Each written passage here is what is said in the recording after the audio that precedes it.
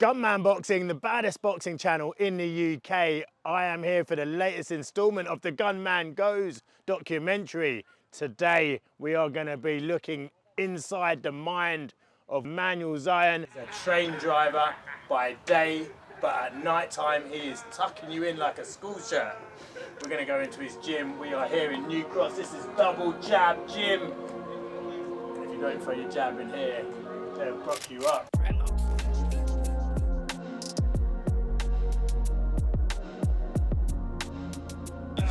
Always where you think I'll be. Do you know what I mean? What's popping? Emmanuel Zion. What's going on? Pro boxing sensation. We are here to find out what this man is all about. Who is the man behind Emmanuel Zion? Train driver, family man, serial killer.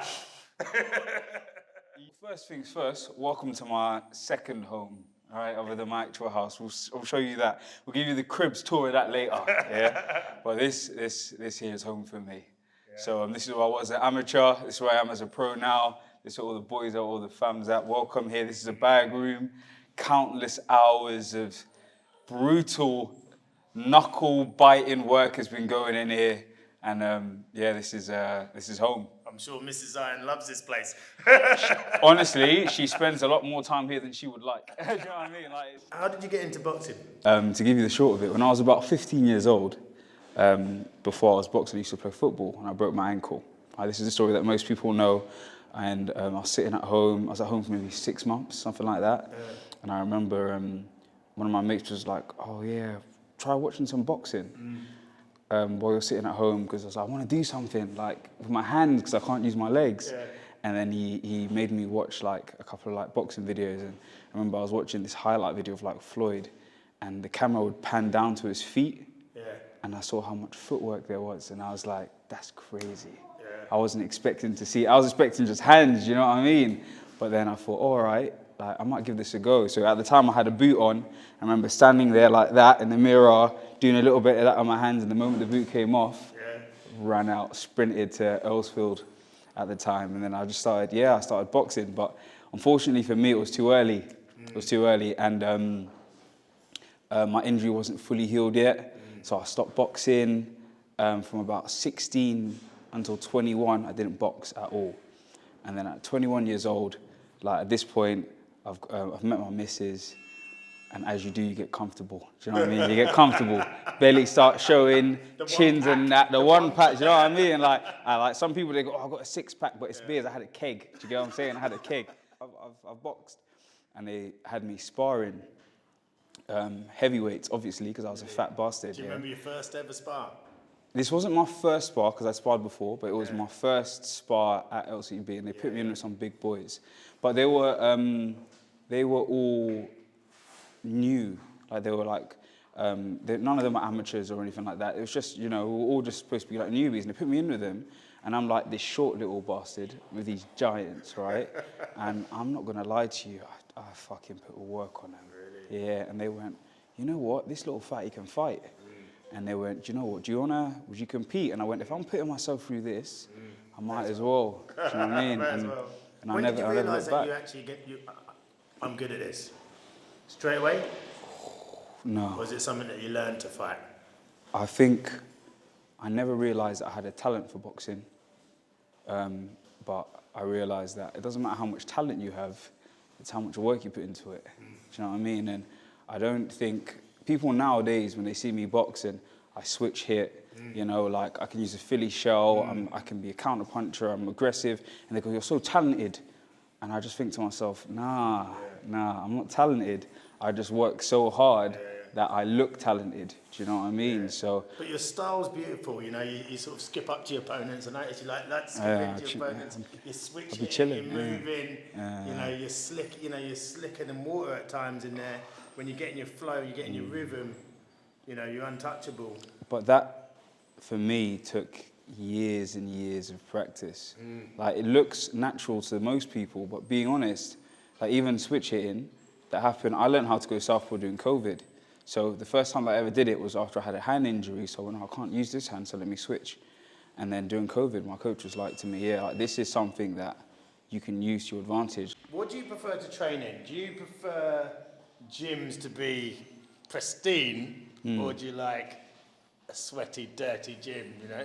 I think I'm a nice mixture of the two, yeah? So I like the rustic feel. Like, I don't like walls that are completely clean because they look like they haven't been used. I like a little bit of, you know, and I like character. And I'm looking at all of these people here that I trained with, most of them, when I was an amateur. And like, I look at this and it's like the history, do you know what I mean? I like the brick walls, and it's a bit of both. You got to have a little bit of modern in there because, like, at the end of the day, we're at a stage now where boxing is heavily influenced by technology. You know, like when you're going on the treadmills, like there's so many little things that you can do. So you've got to have a little bit of that pristine, but that rustic feel is unbeatable.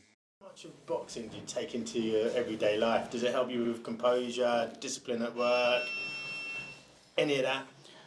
Oh, this is massive. So being perfectly honest with you, I don't think that I would have my job, my career, I should say, being a train driver is a career more than just a job. I wouldn't have it if it wasn't for boxing. And the reality is, so I do shift work. I can be up at 3 o'clock in the morning. I do night shifts. So like last week, I went to work. I left my house at 8 o'clock in the morning, in the evening, sorry. I didn't get home till 6 a.m. in the morning. And the only reason I'm able to do all of those things is because of the discipline that boxing has taught me. As a coach, do you think coaches should get more reward? You know, like, you know, at the end of the day, he drives trains. People's lives are in his hands. You're a coach. These wonderful kids here, when they compete, their lives are in your hands. Do you think there should be more reward for coaches? No, I think the reward... Should you get a belt? No, I think the reward is the boxer, isn't it? I think if you succeed in keeping that boxer from a youngster all the way through for his boxing to stay off the street, stay out of trouble, stay out of crime.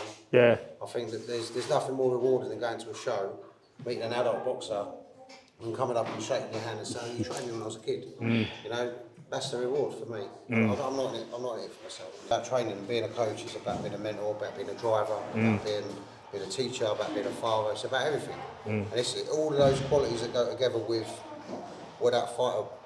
Regardless of what their problem is, you get some kids that are really good at boxing that have those problems. You get some kids that don't have those problems that are really poor at boxing. Our job as coaches is to identify what we need to work on, how we need to build them, and all get to the same goal, and that's winning. So, for me, the more difficult the young person is, the more challenging it is. Because some of the most unpredictable kids that you get in the gym end up being their best fighters. Like I say, when I first met Manuel, he was a chubby little kid. That seems to be a recurring theme. It's a recurring theme. Everywhere we go, he was fat. But he's taken that arsenal of knowledge of being a fighter through his careers. He had numerous jobs, but he's now got a good job, a very good job, train driver, very good job. And at the same time, he's doing what he loves, which is boxing. And I think that's all hand in hand with boxing. Do you not agree? And I said I wouldn't have my job as a train driver if it wasn't for the fact that I learned all the discipline that I have now from boxing.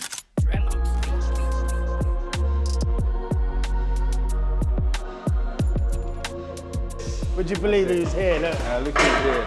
Look at this guy. Look at this guy. Good, yeah? Yeah, I'm good, thank you. For those that don't know, this is the main man, the Don Dada, the El Capitan of the ship. This is a heartbeat behind the fighter. This is Mr. Michael Harris. Look at him, look, he's picking up. Look at that, he's only picking that up because the camera's here. You know what I mean? Proud of our man. Oh, yeah. Last fight, unbelievable, wasn't it? Mental. Listen, I want to say something, right? I'm biased as well, but I want to be biased. I thought he nicked that fight. Did he nick that fight? Did he nick that fight against Crolla? Did he nick it? It was 3-2, wasn't it? Listen, Crolla's a lovely fighter, amazing fighter. Robbery? I think that was a very close, good, proper, old-fashioned boxing match, wasn't it? Yeah. Our man won though, didn't he? Yeah. I actually genuinely thought that was some sort of Tony Montana. Tony Montana in there, you know what I mean? Look at the stay of that, Got to stay motivated. To teach them, you have to push them, you have to check up with him all the time. Emmanuel, he's independent. I like that. What is that? I know he's doing the work. He's not independently foolishly. He's independently correctly. So it's like he knows what he's doing. He's researching himself. Knows what runs he knows. He knows what works for him as well. So he knows his own body, which is the godsend to me. Never have to worry about weight. That's entirely him. He knows what he's doing. Makes it every time. To the point. Every time. He's been boxing the weights that are heavier than him, but he had nothing to lose. Everything to gain. And look, people know his name. Oh, he stood in the ring with someone above his weight class, took it on the till, followed it, carried on, went to a very close fight. I think he won that. Let me just talk about the Mario Silva fight. I went to that fight. I think it was in Sheffield. Mario Silva looked 2 weight classes above him in that night. 2? Maybe 3. Good, like, yeah. I was hearing rumours that this brother walks around like cruiserweight, you know, like, and you put a viral performance on, like that fight, the highlights of it just like went crazy on socials, racked up the numbers. But that was a great example of, you know, Zion's too small. He needs to come down, and the fight fans are saying that. Well, we no longer see him. About how skillful he was. Yeah. You know, he was in the ring with someone he shouldn't have been in the ring with. He accepted the fight at short notice. He turned up. 11 days. Turned up. He was chunky. He turned up. I was coming off a Christmas dinner. I'm telling you, I was in the middle of a turkey, and I was like, "Oh, go on then." And he was literally like, "Yeah, okay." And he'll get in, and he put on a really good performance again. A good performance. Do you have to be careful though that you don't keep taking these fights at these higher weights? He's racking up a couple of losses, and you know in boxing, 2-3 losses, and suddenly you get split to a journeyman. Is there a danger of taking big platform fights and maybe denting his credentials in the longer term? Again, like Emmanuel says, he manages himself. He picks the fights that he enjoys, and he's enjoying boxing for what he enjoys it for. Anyone who's got an opinion on it should try it. You know, if you're in the ring as a pro fighter and you're doing it, then you know. Like, it's not always as straightforward as just taking the fights that best suit your career to build up this fluff, and then go for a hard fight and lose it ultimately in the end. Different. And it's taken me a long time to kind of figure out what kind of a person and what kind of a fighter I am.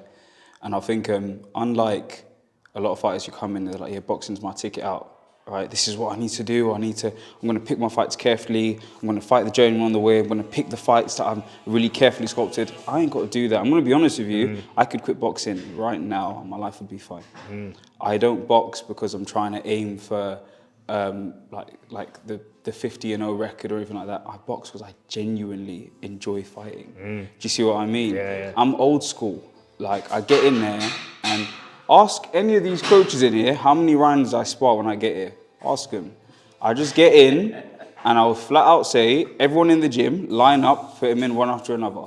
Yeah. That's it. Yeah. Because I enjoy it. Do you see what I mean? Because I'm having fun, because I'm learning. And that's my boxing career. And if that means that I take a few losses here and there, it doesn't matter to me. Because at the end of the day, I want to look back. The whole reason I box, which is one of the main reasons I box, is when I'm 50 years old, I want to sit down, turn on the TV, sit down with my kids and go, look what daddy used to do. Do you know what I mean? Yeah. Look at the tear-ups your father was in. That's what I want to do. I want them to be exciting fights, not the fucking shit that we saw Devin Haney doing the other day, not Ryan Garcia and that running around the ring, not Canelo and that throwing, 100 punches in 12 rounds. None of that nonsense.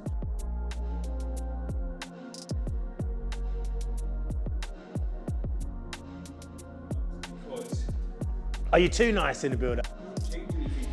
Yeah. Most people, they have to get themselves into a position where they need to feel some kind of animosity or hatred towards their opponent, get the best out of them. I don't need that. I can fuck you up with a smile on my face. I'll give you an example. When you hit me with your best shot and I don't react to it, that gets in your head. Do you know what I mean? That's my mental game. Like, when you throw a shot that lands once, lands twice, the third time I blocked it, fourth time I rolled it, fifth time I counted it, you're like, I can't throw that shot anymore. Yeah. That's how I get in your head. Yeah. I don't need to do all the talking, all the yip yap. For me, I get in your head by boxing at such a level that it infiltrates you mentally. You go back to your corner, you sit there and you go, shit, what do I do? That's how I get into your head. Like, all the stuff before that, all the fake beef, all of that to me, cowards do that. Do you know what I mean? Dead ass. You know what? Anyone you want to call out? I would love to fight Conor Ben, you know. Conor Ben, you heard it. I'm being dead ass. Based on the last performance, yeah, I'm not gonna say too much, yeah, but like I don't know how. All I'm gonna say is I don't know how Chris Eubank let him go 12. That's all I'm saying. Like, for me, Made that fight happen. Conor Ben, I love that fight. Oh, coming for you, man.